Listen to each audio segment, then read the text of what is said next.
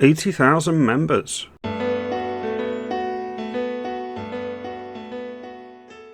Good morning, I hope everyone's well today. Rupert Lowe's Restore Britain has already surpassed 80,000 members in its first week as a political party, and I wanted to get into this and the reaction from the legacy media about it as well. I want to unpack a couple of things. There is, and there always was, a disconnect in Reform UK between the aspirations of the grassroots, which I felt personally on a local level, and what the leaders, Richard Tice, Nigel Farage and Zia Yusuf, wanted for the party. And there was always that disconnect, whereas the higher-ups wanted a better version of the traditional Conservatives, and the grassroots wanted something far more deep, meaningful and transformative for this United Kingdom. And it's Reform UK's own fault that Restore Britain exists. Not to point too fine a point on it. Sheer fucking hubris. And I want to get into the reactions of some of the people in the media, and I'm going to play these clips now. So this first clip is from Layla Cunningham, who's been on a bit of a emotional rollercoaster of a journey this week. She is the representative for Reform UK for their mayor elections in a few years. Come at me, I don't say mayor. Sorry, I do say mayor, I don't say mayor. It's an Americanism. I just prefer the phrase mayor to mayor. She's had a meltdown, and it's quite funny because she's at the same time saying that Restore Britain is irrelevant, and then bigging them up on TV. Make up your mind. Take votes away from no, there was a poll. They won't? They won't? Because there was a poll that showed the poll. Well, who will they take votes away from? No, they won't take any votes. They won't take any votes. Nobody knows who Rupert is. You've all misread this poll. Because Rupert now gets to write Excuse me, God has something to... Here's the thing, there was a poll put out by GB News, a poll that says that nobody knows who Rupert Lowe is. About 8% don't know who Rupert Lowe is, as opposed to, I think it's over 90% that know who Farage is. The crux of it is, the rub is, that most people don't like Farage. I think 62%, 2/3, don't like him. More people don't like Farage than like him. So it's very similar to the Uni Party. If you look at Tuti Ikea, got in on a third of the vote, 20% of the electorate voted for him, so it's very much in the same ballpark as these. And then you look at Rupert Lowe. If you're to believe the poll, and only 8% know him, there's 92% that don't know him or are undecided. That is huge, especially if you're vying for votes in elections. You get to shape your own agenda, shape your own story. It's very much on paper like Farage.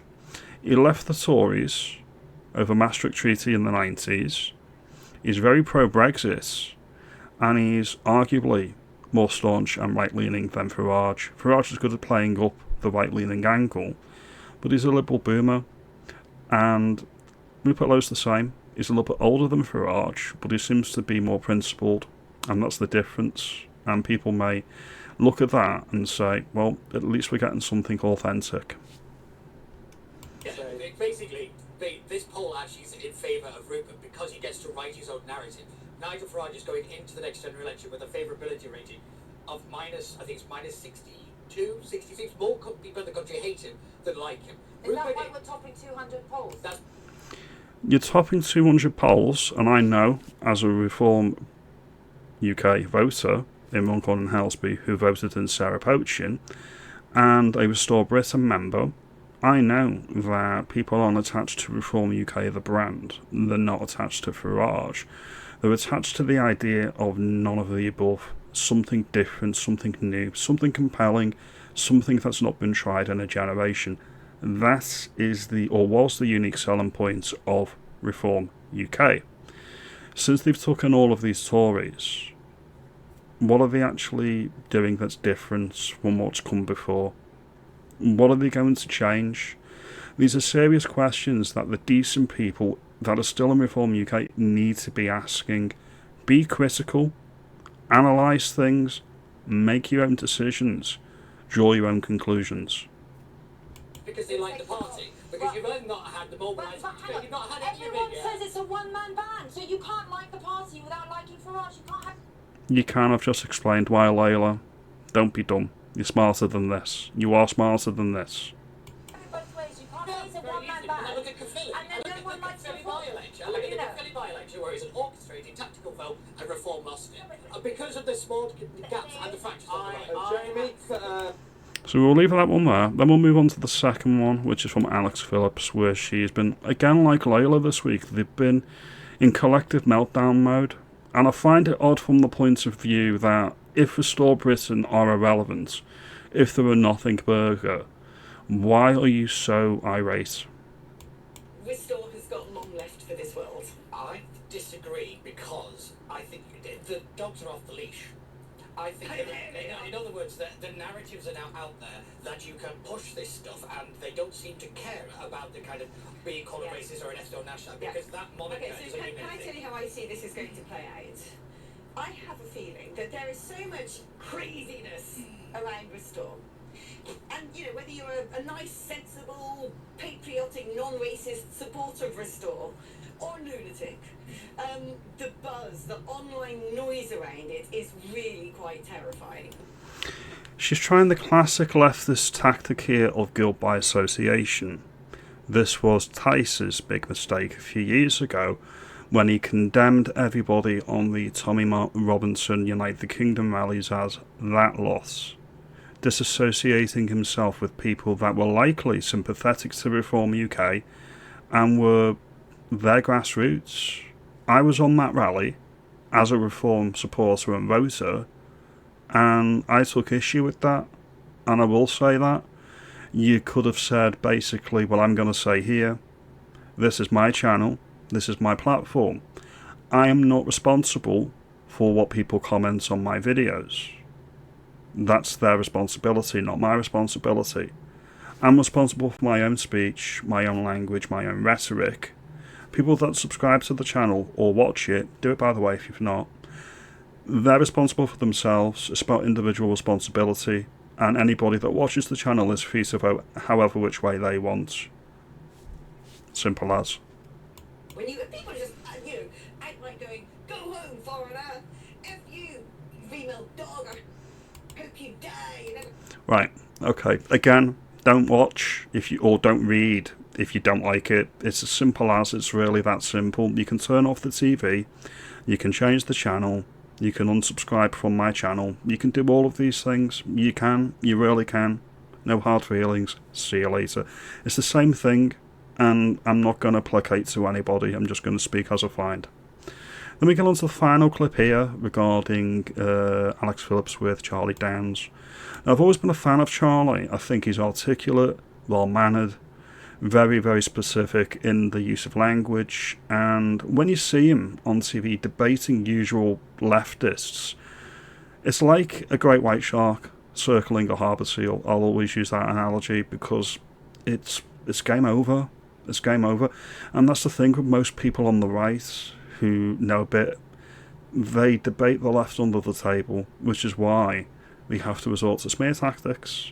Now, cleverly, Charlie doesn't fall into any of these traps that are set by Alex Phillips, and we'll play this now. The nation, well, that to me sounds like saying Britain is being sentimentally attached to the country. Britain is living here, it's being brought up here, it's being, what do you mean is different to Reform UK? I need to understand this, make it clear, explain it to me like I'm 5. Well, Reform's position from their very beginning has been no different to Blair's position, to Cameron's position, which is that Britishness is defined by adherence to British values. This is a term that I have been hearing for my entire life. It was something that I was taught when I was in primary and secondary school, but that's what it means to be British. And if you look at the law, British values are defined as democracy, tolerance, the rule of law, and mutual respect and tolerance of those with different faiths and beliefs. These only came in David Cameron's coalition government with Nick Clegg. Alright? They've got no basis in history. They've got no basis in reality of the governance of this United Kingdom since its inception in 1707 up until Tony Blair got in. There was no basis there. There was no basis to create a Supreme Court, the OBR, devolution, Ofcom. All of these things are designed to put our democracy on guardrails and to never give anybody outside the very, very narrow focus of centrist Blairism anything that they want, because they don't want to rock the boat. This is why when Labour get in, the left never get anything that they want, and when the Tories get in, the right never gets anything that they want.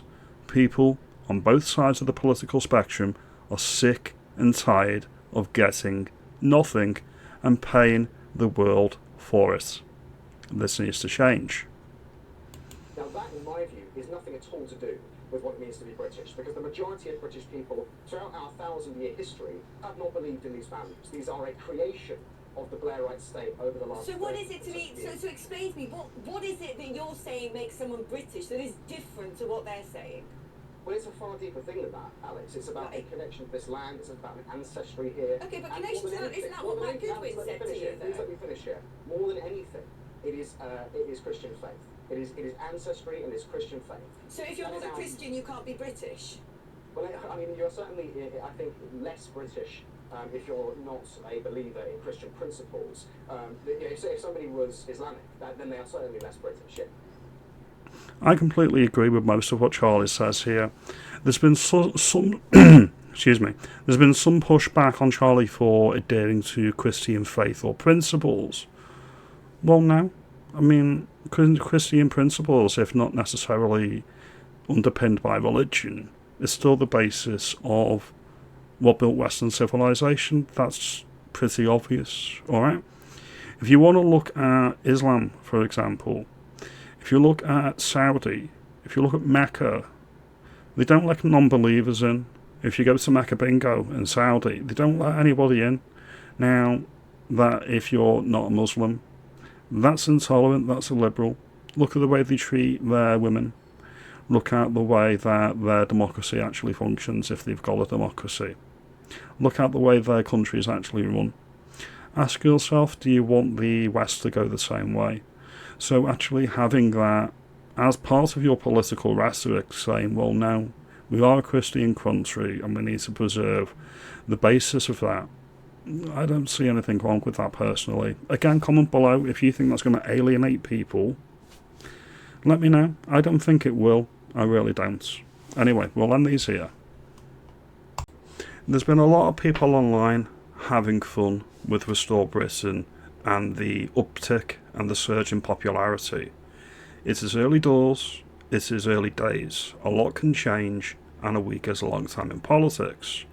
Many Reform UK people are good people. I do not advocate dogpiling anybody who is a Reform UK or not a right of centre voter. It's not the way to do things, and it's not the way to win them over. This is what we need to remember. It is early doors. A lot can go right, a lot can go wrong. In my mind, 3 things have been achieved so far. It exposes the hubris and arrogance of Reform UK, assuming the next election is theirs. You were the chosen one! It was said that you would destroy the Sith, not join them! It shifts that Overton window, the conversation further right. And it means that Reform have to guard against their right flank now, because there's a bigger, badder, new boy in town that could be splintering their votes. These are just my thoughts. Your mileage may vary. Like and subscribe, do all of that good stuff, and I'll see you in the next video.